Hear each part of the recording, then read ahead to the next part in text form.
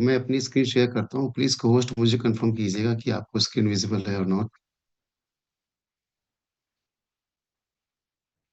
Visual है sir. Sir screen visible है। Visual visual है, विजुअल है, प्लीज Yes. कंटिन्यू।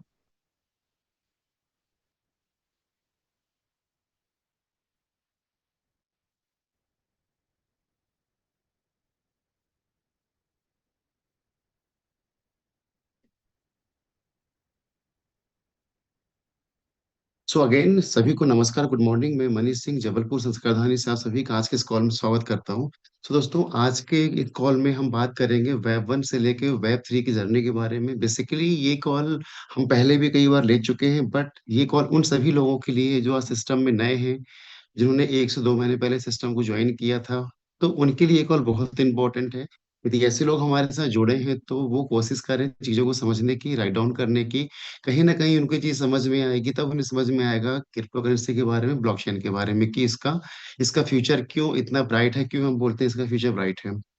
तो स्टार्ट करने से पहले हम बात करेंगे यहाँ पे दोस्तों कि आज हम यहाँ पे चर्चा करेंगे इंटरनेट के सफर के 3 फेज के बारे में, जहाँ पे हम बात करेंगे वेब 1 के बारे में, जो कि रीड ओनली था। फिर वेब 2 आया, उसके बाद वेब 3 आया। तो कभी भी रिवोल्यूशन होता है, आप देखेंगे कुछ ना कुछ प्रॉब्लम के सोल्यूशन के लिए ही टेक्नोलॉजी अपग्रेड करती है। तो आज हम इस सेशन में हम बात करेंगे इंटरनेट के बेसिक्स के लेके, फिर वेब 1 आया, फिर वेब 2 आया, फिर वेब 3 क्यों आया, तो इसके बारे में चर्चा करेंगे। तो स्टार्ट करते हैं दोस्तों। सबसे पहले हम इंटरनेट से, जैसा कि आप सभी अवेयर हैं इंटरनेट के बारे में, फिर भी हम स्टार्ट करते हैं इसकी एक छोटी सी डेफिनेशन के साथ में कि इंटरनेट है क्या। तो इंटरनेट असल में एक नेटवर्क ऑफ नेटवर्क है। मतलब दुनिया भर के कंप्यूटर और डिवाइस एक दूसरे से कनेक्टेड होते हैं ताकि वो इजिली इंफॉर्मेशन को शेयर कर सकें। सिंपल शब्दों में यदि मैं बात करूं तो इंटरनेट एक ऐसा ग्लोबल सिस्टम है जिसमें हर कंप्यूटर एक दूसरे से बात कर सकता है, चाहे वो दुनिया के किसी भी कोने में हो। तो एक सिंपल डेफिनेशन इंटरनेट की ये थी। तो अब हम जब बात करते हैं 1980 के पहले के दौर की, तो आप उस टाइम पे देखेंगे उस समय इंटरनेट नहीं हुआ करता था, ना कंप्यूटर होता था। उस टाइम पे जो भी हमारे काम हुआ करते थे वो सारे मैनुअल मैनुअल चला करते थे। चाहे आपका डेटा एंट्री हो, चाहे रिपोर्ट तैयार करना हो, कुछ भी काम होता था मैन्युअली होता था, जिसकी वजह से क्या होता था, मैन पावर ज्यादा लगती थी, आपकी एक्यूरेसी नहीं हुआ करती थी, टाइम टेकिंग हुआ करता था। राइट। तो अब तो 1980 के बाद यदि हम देखेंगे तो उस टाइम पे क्या हुआ, इंटरनेट की फर्स्ट जनरेशन आई। तकरीबन ये दौर हम मान सकते हैं 1990 से 2000 का दौर, आप समझ सकते हैं इसको। तो दोस्तों, वेब 1 जिसे हम पहले जनरेशन बोलते हैं, तो जब वेब 1 को हम इंटरनेट की शुरुआती दौर कह सकते हैं, ये था एक बेसिक इंफॉर्मेशन इंटरनेट का दौर था, जहां सिर्फ स्टैटिक कंटेंट मिलता था और इंटरेक्शन भी बहुत कम होता था। तो उस समय का जो दौर था, उस समय जब कंप्यूटर आया, इंटरनेट आया, तो लोगों ने बहुत विरोध किया कि यदि कंप्यूटर आता है, इंटरनेट आएगा, तो बहुत से लोगों की जॉब चली जाएंगी। लेकिन हुआ इसका उल्टा, कि इसने बहुत सारे जॉब्स क्रिएट किए, दुनिया को आगे बढ़ाया, और आज हम जिस तरह से हम महाशक्ति बन के उभर रहे हैं, कहीं ना कहीं इस रिवॉल्यूशन ने बहुत बड़ा रोल प्ले किया। तो दोस्तों, जब हम बात करते हैं वेब 1 की, तो उस वक्त का इंटरनेट का मेन पर्पस था कि सिर्फ इंफॉर्मेशन को प्रोवाइड करना, जैसे ऑनलाइन के थ्रू आर्टिकल या फिर सिंपल वेबसाइट के थ्रू। तो सबसे बड़ी बात ये थी कि लोग बिना फिजिकल ट्रेवल किए दुनिया भर के नॉलेज को एक्सेस कर पाते थे। मतलब इंटरनेट ने दुनिया को पहली बार ग्लोबल लाइब्रेरी बना दिया। ये दौर था वेब 1 का, जब स्टार्टिंग दौर पर इंटरनेट आपका आया। तो यदि हम बात करें उस टाइम पे, हालांकि आज हमें लगता है कि वेब 1 की स्पीड बहुत कम हुआ करती थी, ये प्रॉब्लम थी, वो प्रॉब्लम थी, बट उस टाइम पे ये बहुत बड़ा एक इनोवेशन था इंटरनेट। तो यदि उस समय में यदि हम चल के देखें और समझें कि उस समय फीचर्स क्या क्या थे वेब 1 के, तो आप देखेंगे टाइपिकली रीड ओनली, मतलब वेब 1 एक तरह का रीड ओनली इंटरनेट था। यूजर सिर्फ कंटेंट देख सकता था, लेकिन खुद से कुछ लिख नहीं सकता था, ना ही कुछ पब्लिक कर सकता था। स्पीड बहुत कम हुआ करती थी। मतलब उस टाइम पे इंटरनेट की स्पीड बहुत स्लो होती थी। डायल अप कनेक्शन हुआ करता था, जिसमें एक पेज ओपन होने में ही काफी समय लग जाता था। देन कंपनी फोकस, वेब 1 ज्यादा कंपनी ड्रिवन था। मतलब जो कंपनी वेबसाइट बनाती थी वो कंटेंट डिसाइड करती थी, कि यूजर का कंट्रोल उसमें बिल्कुल भी नहीं होता था। देन आप देखेंगे नो पर्सनलाइज एड, मतलब आज की तरह टारगेट ऐड नहीं होते थे, जैसे आज टारगेट कस्टमर के बिहाफ पे ऐड दिए जाते हैं। बट उस टाइम पे क्या हुआ करता था कि कोई टारगेट ऐड नहीं होते थे, सिर्फ जनरल ऐड ही दिखाते थे। यूजर एक इंटरनेट के हिसाब से ऐड सर्व करने का सिस्टम नहीं था उस टाइम पे। देन बात करें, स्टैटिक कंटेंट हुआ करता था, मतलब यदि हम इसकी बात करें तो वेबसाइट स्टैटिक होती थी, मतलब फिक्स्ड इंफॉर्मेशन ही होती थी जो बार बार चेंज नहीं होती थी, जैसे एक ऑनलाइन ब्राउजर या डिजिटल पंपलेट होते थे उस टाइम पे। देन हम बात करें बैनर एडवर्टाइजिंग, मतलब कि एड सिर्फ बैनर के फॉर्म में होते थे जिसमें एक इमेज होती थी और उस पे क्लिक करने पे दूसरे पेज पर रिडायरेक्ट हो जाते थे जाके। Visual internet, interactive web, visual basics होते थे और इंटरेक्शन बहुत लिमिटेड होता था। नो, ना कोई वीडियो स्ट्रीमिंग थी, ना कोई लाइव चैट होती थी, बस सिंपल इमेज और टेक्स्ट होता था। Then user can't publish any content, मतलब सबसे बड़ी लिमिटेशन ये थी कि यूजर अपना खुद का कंटेंट पोस्ट नहीं कर सकता था। मतलब ब्लॉग, सोशल मीडिया, कमेंट कुछ भी नहीं थी, सिर्फ कंपनी ही कंटेंट को पब्लिश करती थी। तो दोस्तों, आज सुनने में तो हमें ऐसा लगता है कि उस समय का जो वेब वन आया था उस समय तो ये फीचर्स हुआ करते थे।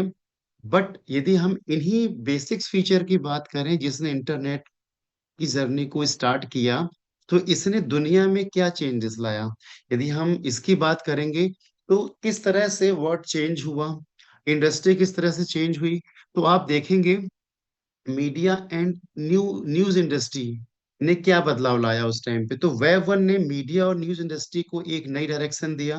कंपनीज जैसे उस समय हुआ करती थी CNN, BBC और न्यूयॉर्क टाइम्स ने अपने डिजिटल प्रेजेंस को लॉन्च किया। लोग आप घर बैठे ऑनलाइन न्यूज पढ़ने लगे, फिजिकल न्यूज पेपर या टीवी के बिना। सबसे बड़ी बात ये थी कि अब मीडिया कंपनीज अपने कंटेंट से ग्लोबल ऑडियंस तक इजीली रीच कर पाती थी। अदरवाइज यदि इंटरनेट से पहले की बात करूं मैं, तो उस समय क्या होता था, जनरली न्यूज़पेपर आया करते थे जो कि क्षेत्रीय बेसिस पे होते थे। राइट, कुछ क्षेत्रीय बेसिस पे होते थे, लिमिटेड इंफॉर्मेशन हुआ करती थी, वर्ल्ड वाइड क्या चल रहा है इसकी जानकारी हमें बहुत समय बाद मिला करती थी। राइट, तो ये रियल टाइम पे जो इन्फॉर्मेशन थी उस समय हमें मिलना स्टार्ट हो गई कि दुनिया में क्या चल रहा है, वर्ल्ड में क्या चल रहा है, देश में क्या चल रहा है, क्योंकि लोग अपने आप को शिफ्ट करने लगे इंटरनेट पे। देन एडवर्टाइजिंग एंड मार्केटिंग, यदि इंडस्ट्री की मैं बात करूं, तो उस दौर में ऑनलाइन एडवर्टाइजिंग का शुरुआत हुआ। बैनर एड, पॉपअप बहुत पॉपुलर बनने लगे। ये वेब वन का पहला नया मार्केटिंग टूल था। इसके थ्रू बिजनेस ने अपने प्रोडक्ट और सर्विस को ट्रेडिशनल मार्केट के अलावा ब्रॉड ऑडियंस तक पहुंचाना स्टार्ट किया। तो मतलब जहां पे पहले जो प्रोडक्ट हुआ करते थे वो सिर्फ एक लिमिटेड दायरे पे हुआ करते थे, लेकिन वेब वन के आने से क्या हुआ कि वर्ल्ड वाइड आपको जो एडवर्टाइजिंग स्टार्ट हुई, लोगों ने प्रोडक्ट के बारे में जानकारी लेना स्टार्ट किया। ऑटोमोबाइल इंडस्ट्री में यदि मैं बूम की बात करूं कि ऑटोमोबाइल इंडस्ट्री ने अपने आप को कैसे चेंज किया, कैसे अपने आप को शिफ्ट किया उस टाइम पे, तो वेब वन ने ऑटोमोबाइल इंडस्ट्री में भी रिवोल्यूशन ला के दिया। कार, जैसे कार कंपनीज ने वेबसाइट बनानी स्टार्ट की जिन्होंने डिटेल कैटलॉग और वर्चुअल शोरूम बनाने स्टार्ट किए। अदरवाइज इसके पहले क्या हुआ करता था कि हमें फिजिकली प्रेजेंट होना पड़ता था, जाना पड़ता था। यदि शोरूम हमारे घर से 1000 किलोमीटर दूर है तो हमें वहां जाना पड़ता था देखने के लिए। बट आज के उस समय क्या हुआ कि वर्चुअल शोरूम स्टार्ट हुए। कस्टमर अपने घर बैठे कार के मॉडल, स्पेसिफिकेशन, फीचर तक एक्सप्लोर करने लगे बिना फिजिकल शोरूम विजिट किए। तो लोग इससे पहले से इन्फॉर्म्ड होने लगे, डीलर से जाते और उनके लिए डिसीजन लेना बहुत आसान हो गया। एग्जाम्पल की बात करूं, जैसे companies like Ford, Toyota, BMW ने अपने वर्चुअल शोरूम लॉन्च किए और अपनी कार की डिटेल इंफॉर्मेशन ऑनलाइन प्रोवाइड की। इससे क्या हुआ, लोगों को घर बैठे उन्हें जानकारी मिलने लगी, टाइम जो उनका ज्यादा लगता था वो कम हो गया उनका, और वर्चुअली वो कनेक्ट होने लगे। देन यदि मैं अब यहाँ पे बात करूं कि चलिए वेब वन आया, वेब वन ने इंटरनेट की पहली जनरेशन को स्टार्ट किया, इंटरनेट एक्सेस करना हमें आसान बनाया। कुछ फीचर्स थे। फीचर्स के साथ उसने दुनिया को एक पहला कदम बढ़ाया आगे इस जर्नी के लिए।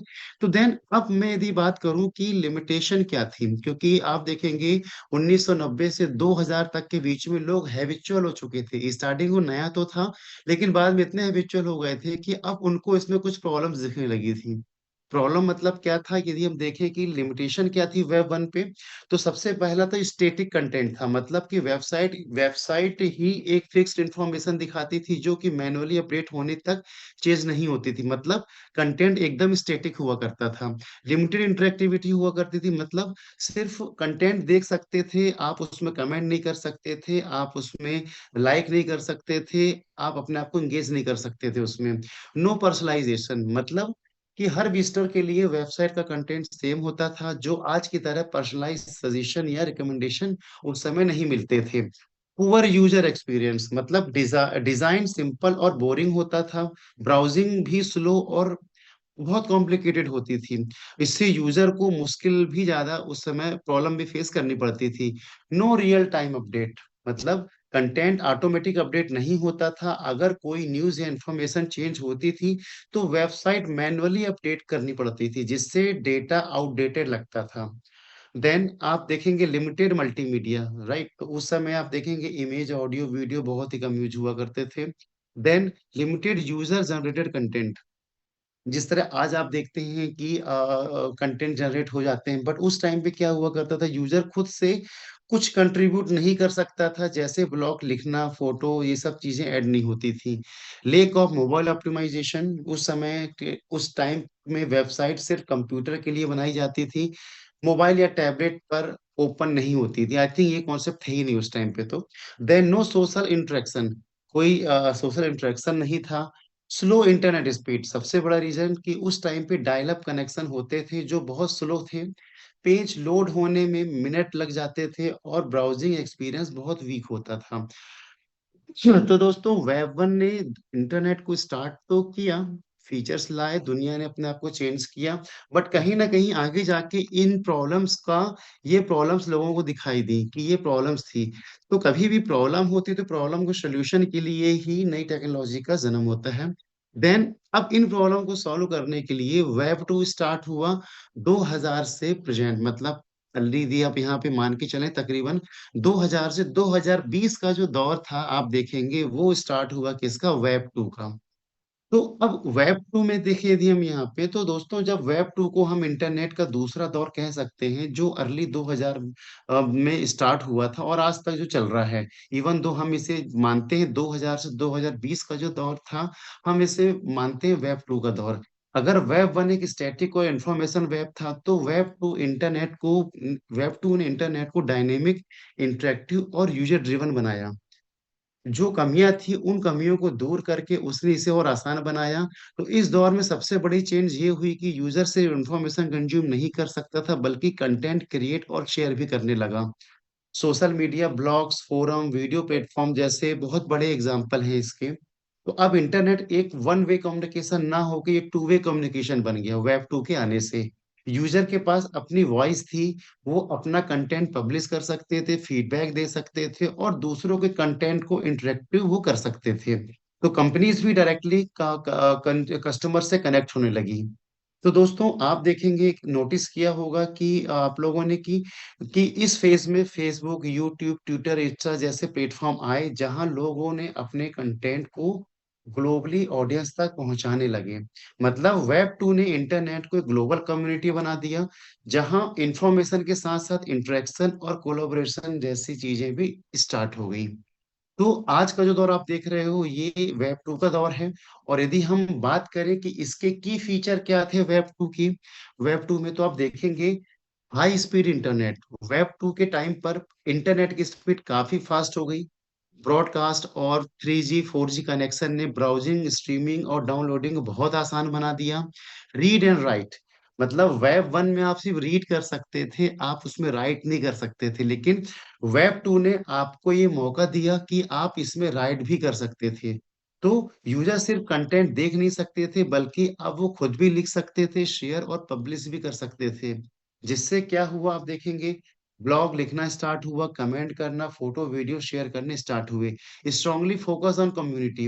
वेब टू ने इंटरनेट को एक कम्युनिटी स्पेस बना दिया जहां लोग एक दूसरे से कनेक्ट होने लगे, इंटरेक्ट करने लगे, कोलैबोरेट करने लगे। Then interactive share content. मतलब आज इंफॉर्मेशन एक तरफ से नहीं आती बल्कि यूजर अपना कंटेंट शेयर करता है, जैसे फेसबुक पोस्ट, यूट्यूब ट्वीट और विकिपीडिया जैसी चीजों से। इंटरेक्टिव एडवर्टाइजिंग का जमाना स्टार्ट हुआ। आप देखेंगे कि एड स्टैटिक बैनर से बढ़कर अब इंटरेक्टिव हो गए। कंपनीज भी कंज्यूमर के बिहेवियर के हिसाब से, उनके इंटरेस्ट के हिसाब से, टारगेट कस्टमर के हिसाब से उन्होंने एडवर्टीजमेंट स्टार्ट किया। देन आप आगे आए से सेंट्रलाइज इंटरनेट सर्वर। तो वेब टू में डेटा और सर्विस को कंट्रोल मोस्टली सेंट्रलाइज सर्वर के पास होता था, जो बड़ी tech companies like Google, Facebook, Amazon, Twitter ही ऑपरेट करती थी। मतलब ज्यादा जो कॉर्पोरेशन इन्हीं के हाथ में ही था। तो प्लेटफॉर्म जैसे बात करें यहाँ पे कि यही वो दौर था जब सोशल मीडिया और ई कॉमर्स जाइंट्स आए। फेसबुक ने लोगों को जोड़ा, यूट्यूब ने वीडियो शेयरिंग और ग्लोबल बनाया। आज आप इवन दो घर बैठे बिजली का बिल पे कर पा रहे हैं, मोबाइल रिचार्ज कर पा रहे हैं, रीजन बिहाइंड की वेब टू टेक्नोलॉजी के थ्रू, क्योंकि वेब टू ने दुनिया को टोटली चेंज कर दिया। अब यदि हम बात करें यहाँ पे कि वेब टू ने क्या चेंजेस लाए दुनिया में, तो आप देखेंगे आज का जो दौर हम जी रहे हैं वेब टू का दौर था जिसने दुनिया को चेंज किया। पिछले 10 सालों में जिस तरह से रिवोल्यूशन आया है टेक्नोलॉजी को लेके, उसमें वेब टू ने की रोल प्ले किया है। यदि हम देखेंगे, इंक्रीज यूजर इन एंगेजमेंट, इसने यूजर का एंगेजमेंट बढ़ाया। सोशल मीडिया रिवोल्यूशन लाया, मतलब प्लेटफॉर्म जैसे फेसबुक, ट्विटर, इंस्टा ने कम्युनिकेशन को बदल दिया। लोग अपने थॉट, कंटेंट और अपडेट्स इंस्टेंटली ग्लोबल ऑडियंस तक शेयर करने लगे। इंस्टेंट कम्युनिकेशन हुआ, मतलब यदि हम बात करें यहाँ पे कि रियल टाइम पे कम्युनिकेशन पॉसिबल हो पाया। आज जैसे व्हाट्सएप, ट्विटर, लोग इंस्टेंटली मैसेज भेज सकते हैं और लाइव अपडेट शेयर कर सकते हैं। कोलाबोरेशन प्लेटफॉर्म आपके स्टार्ट हुए, मतलब कि वेब टू ने प्लेटफॉर्म जैसे गूगल डॉक और विकिपीडिया जैसे कोलाबोरेशन किए, और जिससे क्या हुआ, लोगों को इजिली कंटेंट मिलने लगे। इवन तो ये वही दौर था जब ई कॉमर्स एक्टिव हुआ। आज आप देखेंगे ई कॉमर्स में अमेजन है, फ्लिपकार्ट है, जैसे जैसे प्लेटफॉर्म कंपनीज स्टार्ट हुई। आज आप घर बैठे आप बाय कर सकते हो, सेल कर सकते हो, ये चीजें स्टार्ट हुई। क्लाउड कंप्यूटिंग, आपका डिजिटल एडवर्टाइजिंग स्टार्ट हुआ, मोबाइल रिवोल्यूशन आया, राइट, एक्सेस इंफॉर्मेशन आपकी आई। देन तो इस तरह से आप देखेंगे कि वेब टू ने दुनिया को हर जगह से चेंज किया। देन यदि मैं अब मैं ओवरऑल यदि मैं आज इसमें यदि बात करूं कि वेब टू के थ्रू क्या हुआ, कि आज दुनिया ने अपने आप को ग्रो भी किया, टेक्नोलॉजी अपग्रेड हुई, चीजें आगे बढ़ी। लेकिन इतना कुछ होने के बाद भी कि वेब टू में फिर लिमिटेशन क्या थी, क्यों आज हम बात कर रहे हैं कि वेब टू में कुछ प्रॉब्लम है, तो वेब थ्री का रिक्वायरमेंट है। तो यदि हम यहाँ पे देखें वेब टू के बारे में, यदि हम यहाँ पे समझे कि लिमिटेशन क्या थी, तो सबसे बड़ा जो रीजन था सेंट्रलाइजेशन। मतलब वेब टू का सबसे बड़ा लिमिटेशन जो था वो सेंट्रलाइजेशन था। मतलब इस दौर में बड़ी कंपनीज जैसे गूगल, फेसबुक, अमेजन ने यूजर का डेटा, आइडेंटिटी और कंट्रोल अपने कंट्रोल में ले लिया। ये वही प्लेटफॉर्म ये डिसाइड करने लगे कि कौन सा कंटेंट दिखाना है, इसका अकाउंट बैन करना है, कौन सी इंफॉर्मेशन को प्रमोट करना है। मतलब पावर सिर्फ कुछ कारपोरेट के हाथों में हो गया। सबसे बड़ा प्रॉब्लम ये सेंट्रलाइज कर दिया इस सिस्टम को। तो वेब थ्री जो ने क्या सोल्यूशन दिया, वेब थ्री बोलता है कि भाई वेब थ्री इस प्रॉब्लम को सोल्यूशन को लेकर आया।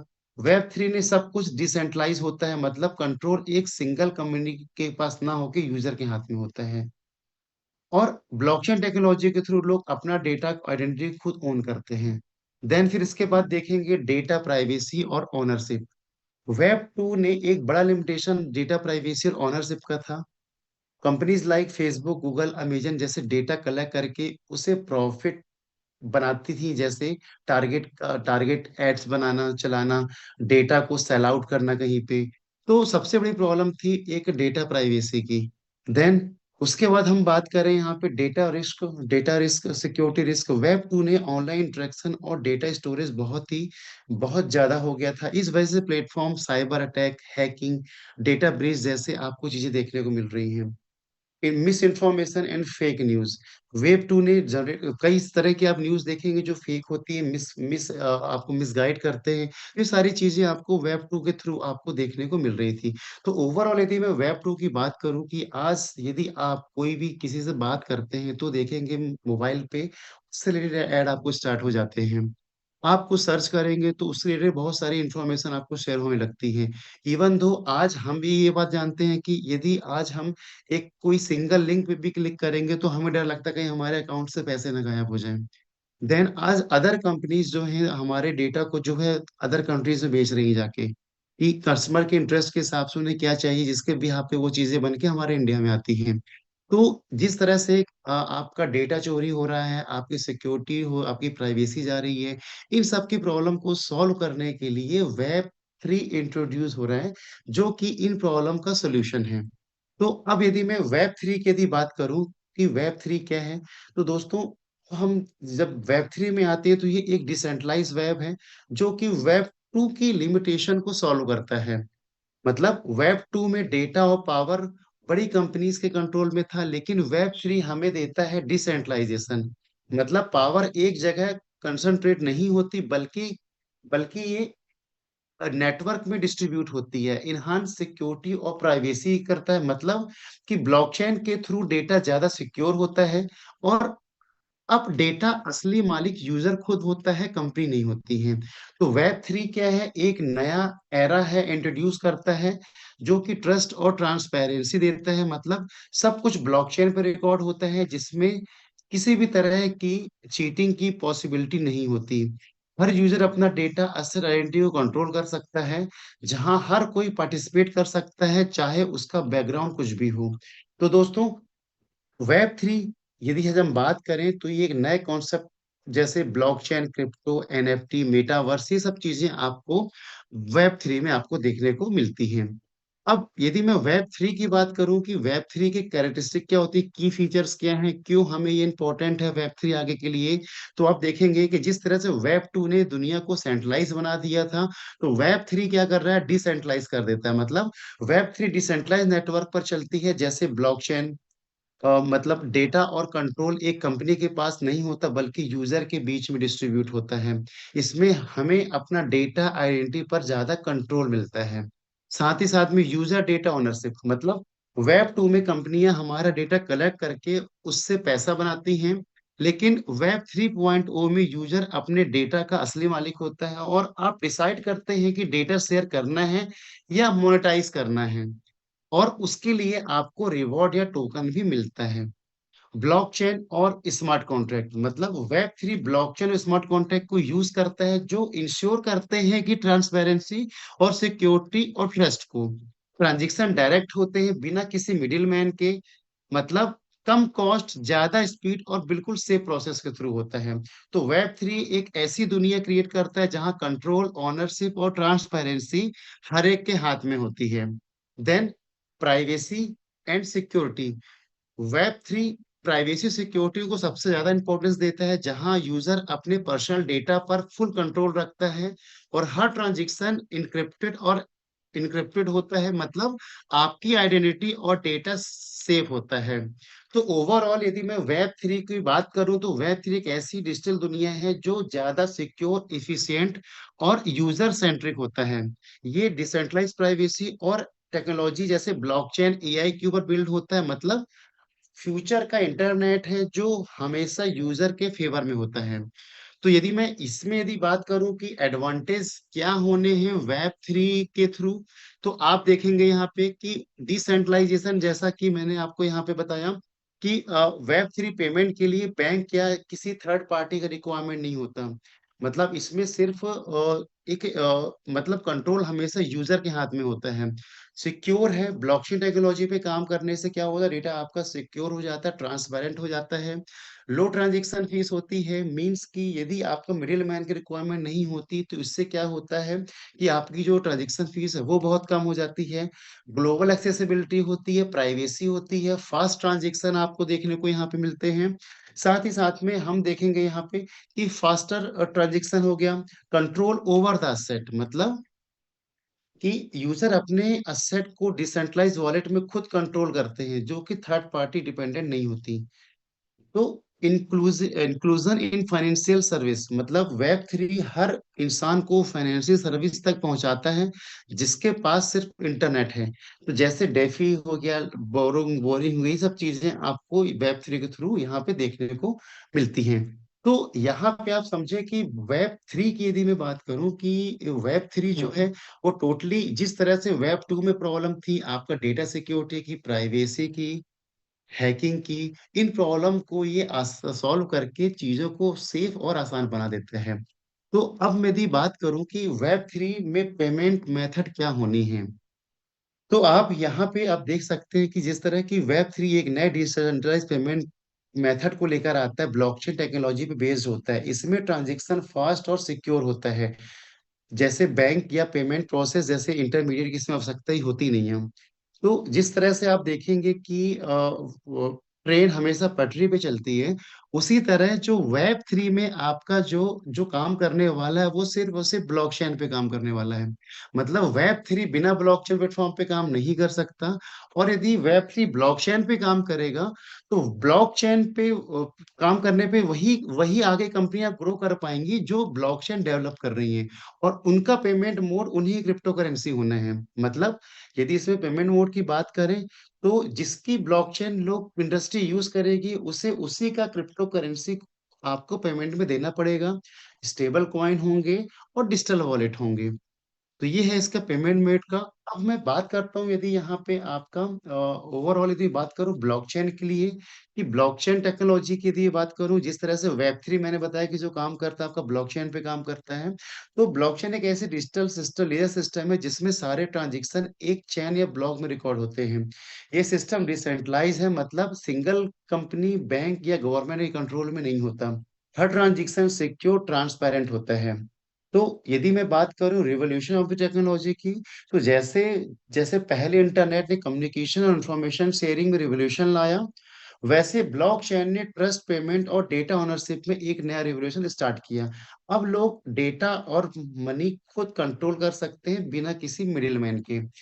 अब यदि मैं ब्लॉकचेन की यदि अपन बात करें तो ब्लॉकचेन का यूज आप देखेंगे हर एक इंडस्ट्री में आपको देखने को मिलना है, चाहे वो फाइनेंस एंड बैंकिंग हो। यदि फाइनेंस एंड बैंकिंग की हम बात करें तो ब्लॉकचेन से डिसेंट्रलाइज फाइनेंस पॉसिबल है, क्रॉस बॉर्डर पेमेंट और आसान हो जाता है, हर ट्रांजैक्शन सिक्योर और ट्रांसपेरेंट होता है। मतलब ये ब्लॉकचेन टेक्नोलॉजी वो टेक्नोलॉजी है जिसका हर एक इंडस्ट्री, चाहे वो फाइनेंस हो, सप्लाई चेन हो, हेल्थ केयर हो, रियल एस्टेट हो, गेमिंग हो, insurance, government and voting, energy, legal और रियल एंड ई कॉमर्स में, हर एक इंडस्ट्री में आप देखेंगे ब्लॉकचेन टेक्नोलॉजी का यूज होना है। यदि मैं एक बात करूं हेल्थ केयर इंडस्ट्री को लेके यदि यहाँ पे, तो मेडिकल रिकॉर्ड सिक्योर और टेम्पर प्रूफ बनाता है ब्लॉकचेन। पेशेंट क्रिप्टो या डायरेक्ट पेमेंट कर सकता है। साथ ही साथ में सप्लाई चेन की यदि हम बात करें यहाँ पे यदि, तो प्रोडक्ट का ट्रैकिंग ब्लॉकचेन टेक्नोलॉजी के थ्रू बहुत ही आसान हो जाएगा, रियल टाइम हो जाएगा, जिससे क्या होगा, फ्रॉड और डुप्लीकेट गुड्स जो बन रहे हैं वो बनने बंद होंगे। स्मार्ट कॉन्ट्रैक्ट और ऑटोमेटिक टेस्ट यहाँ पे बिल्ड होगा। तो ये ऑल इंडस्ट्रीज हैं जहाँ पे आप देखेंगे कि इंटरनेट के वेब थ्री ब्लॉकचेन टेक्नोलॉजी के थ्रू आपको केस देखने को मिलेंगे। देन यदि मैं ओवरऑल यदि यहाँ पे मैं बात करूं कि आज के टाइम में जो कंपनीज ब्लॉकचेन और वेब थ्री में आ रही हैं, वो अपने आप के फ्यूचर में डिजिटल लीडर बनने जा रही हैं। डिसेंट्रलाइजेशन, सिक्योरिटी और ट्रस्ट के स्ट्रेंथ कंपनी को आगे ग्रो करने का मौका दे रहा है। जैसे जैसे डिसेंट्रलाइज सिस्टम की डिमांड बढ़ती जाएगी, ब्लॉकचेन पावर वैसे वैसे आप देखेंगे ट्रांसपेरेंसी और सिक्योरिटी भी आपको आगे बढ़ती हुई दिखाई देगी। तो फ्यूचर में ब्लॉकचेन डिजिटल इकोनॉमी का एक बैकबोन बनने वाला है और वही कंपनीज आगे काम करेंगी जो इस टेक्नोलॉजी को अडॉप्ट करके आगे बढ़ने वाले हैं। तो अब आज की यदि मैं बात करूं यहाँ पे कि टॉप ब्लॉकचेन यदि हम बात करें यहाँ पे कुछ ब्लॉकचेन की, तो Ethereum, Binance, Solana, polygon, Arbitrum, Tron. इसी राह पे यदि हम बात करें तो मिस्टर मिंट की अनंता ब्लॉकचेन है जो आपको अभी देखने को मिलेगी आगे। तो ये कंपनीज हैं, आज कंपनीज ब्लॉकचेन बनाने में क्यों काम कर रही है, रीजन बिहाइंड कि बिकॉज दे नोस कि आगे फ्यूचर वेब थ्री का है। और वेब थ्री जो काम करने वाला ब्लॉकचेन पे काम करने वाला, और ब्लॉकचेन जो इंडस्ट्री, चाहे वो हेल्थ केयर हो, सप्लाई चेन हो, मेडिकल हो, इंश्योरेंस हो, यदि वो जिस कंपनी की ब्लॉकचेन यूज करेगी पेमेंट मोड में, उसे उसी का क्रिप्टो करेंसी पेमेंट में देना होगा, जो कहीं ना कहीं उसके प्राइस को, ग्रोथ को आगे बढ़ाने में हेल्प करने वाला है। अब मैं यदि बात करूं मिस्टर मिंट को लेके, तो मिस्टर मिंट की यदि हम बात करें तो अनंता ब्लॉकचेन इंडिया की सेकेंड इंडिजिनस ब्लॉकचेन है, जो कि ग्लोबली बेसिस पे 52 रैंक पे लॉन्च रजिस्टर्ड हुई है। 27 जुलाई का इसका टेस्टनेट सक्सेसफुली कंप्लीट हो चुका है, जो एक बड़ा माइलस्टोन है इंडिया में वेब थ्री जर्नी को लेके। अब अनंता की यदि मैं बात करूं ब्लॉकचेन की, तो बेसिकली की फीचर्स यदि हम इसके देखें, तो ये डेलीगेटेड प्रूफ ऑफ स्टेक पे काम करती है। मतलब इसका कॉन्सेंसस मैकेनिज्म जो है, जो कि वैलिडेटर और डेलीगेट सिस्टम पे रन होता है, ये फास्ट है, सिक्योर है, और साथ ही साथ में एफिशिएंट है।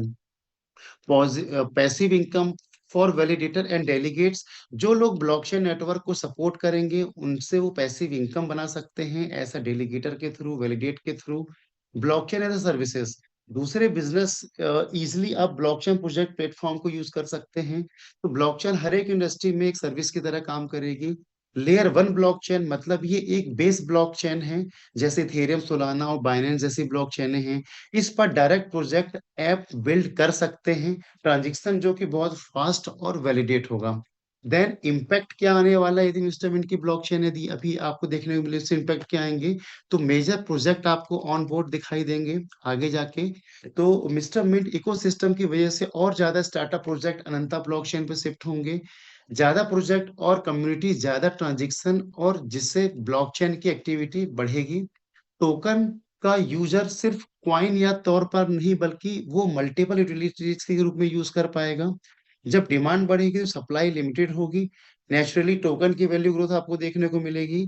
साथ ही साथ में मिस्टर मिंट और अनंता के कोलाबोरेशन से एक वर्ल्ड वाइड कम्युनिटी डेवलप होगी, जो कि एडॉप्शन को और ज्यादा बूस्ट करने वाली है। तो अनंता ब्लॉकचेन दोस्तों एक पावरफुल लेयर वन प्रोजेक्ट है, जो कि डेलीगेट प्रूफ ऑफ स्टेक पे काम करती है। और यहाँ पे पैसिव जैसी पैसिव इनकम जैसे फीचर्स भी आपको देखने को मिलते हैं। मिस्टर मिंट इस इकोसिस्टम को और बूस्ट करेगा बहुत सारे प्रोजेक्ट के थ्रू, जो आगे आगे आपको मिस्टर मिंट की ब्लॉकचेन में आपको देखने को मिलेंगे। साथ ही साथ में जो हमारे टारगेटेड, जो हमारे जो कस्टमर होंगे, टारगेट एरियाज होंगे, गवर्नमेंट प्रोजेक्ट्स होंगे, जो कि साथ ही साथ में इंटरप्राइजेस, डेवलपर, वैलिडेटर, देन आपका then news and entertainment, sports and gaming, ये हर जगह की यहाँ पे टारगेट आपको एरिया दिखाई दे रहे हैं, जहाँ पे अनंता ब्लॉकचेन आगे आगे टारगेट करने वाली है। देन अब यूएसपी की बात करें हम इसके, यदि लो ट्रांजेक्शन फीस रहेगी, हाई ट्रांजेक्शन पर सेकंड आपको देखने को मिलेगा, इजी टू यूज डॉक्यूमेंटेशन, यहाँ पे डॉक्यूमेंटेशन करना बहुत इजी होगा, आप आसानी से वेब वन से वेब थ्री में, वेब टू से वेब थ्री में लोग शिफ्ट कर पाएंगे। साथ ही साथ में रेडीमेड फ्रेमवर्क होंगे, सिंप्लीफाई वेब थ्री जर्नी को बनाएगा ये, और एआई ड्रिवन होगा। साथ ही साथ में आपको बहुत सारे इसमें एक्साइटिंग रिवॉर्ड्स मिलेंगे डिफरेंट टाइप ऑफ एक्टिविटीज के थ्रू।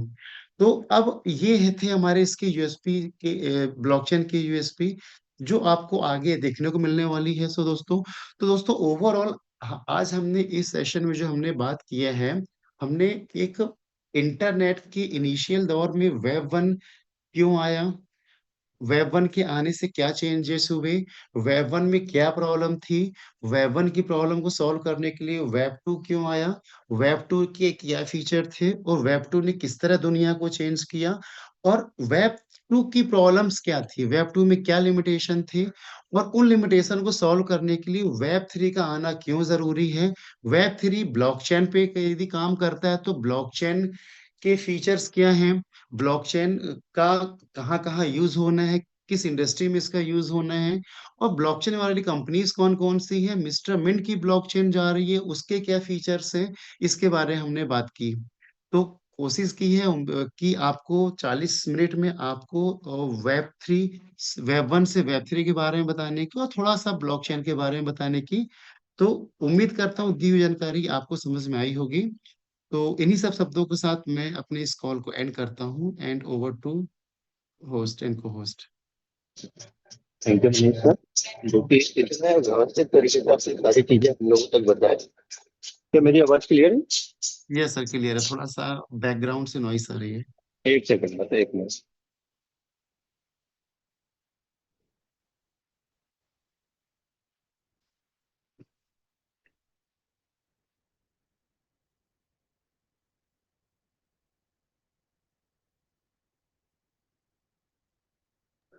हेलो। Yes sir. अब परफेक्ट है? ये सब परफेक्ट है वैसे कोई। तो थैंक यू बोलूंगा मनीष सर, जो कि 40 मिनट से भी कम समय में आपने इतने व्यवस्थित तरीके से पूरा ब्लॉकचेन का फ्यूचर और टेक्नोलॉजी किस तरीके से काम करे उसके बारे में बताया। साथ ही साथ आपने ये बताया कि किस तरीके से अनंता ब्लॉकचेन आएगी और उसके यूएसपी क्या होने वाले हैं। आज की जो भी जानकारी आपकी थी, अगर इसका 10% भी हमारे लोगों ने नोट डाउन किया होगा या दिमाग में रख लिया होगा सेव करके, तो कहीं ना कहीं जब भी हम अपने प्रोस्पेक्ट से या नए यूजर से बात करते हैं, तो उस व्यक्ति तक हम अपनी बातों को डिलीवर कर पाते हैं। और अगर इन चीजों को इतने कॉन्फिडेंस से हम डिलीवर करते हैं, तो 100% लोग हमारे साथ एसोसिएट होते हैं। तो जो हम लोगों का मिशन है 1 करोड़ कम्युनिटी का, वो कहीं ना कहीं इसी तरीके से फुलफिल होना है। इसीलिए हम लोग बात करते हैं कि आप डेली मॉर्निंग कॉल अटेंड करें, आधा पौन घंटे का समय निकालें और अपने को और अपनी टीम को एजुकेट करने का प्रयास करें। तो इसी के साथ दोस्तों, आज के इस कॉल को हम यहीं पे एंड करते हैं और मिलते हैं रात में 9 बजे अपॉर्चुनिटी कॉल पे।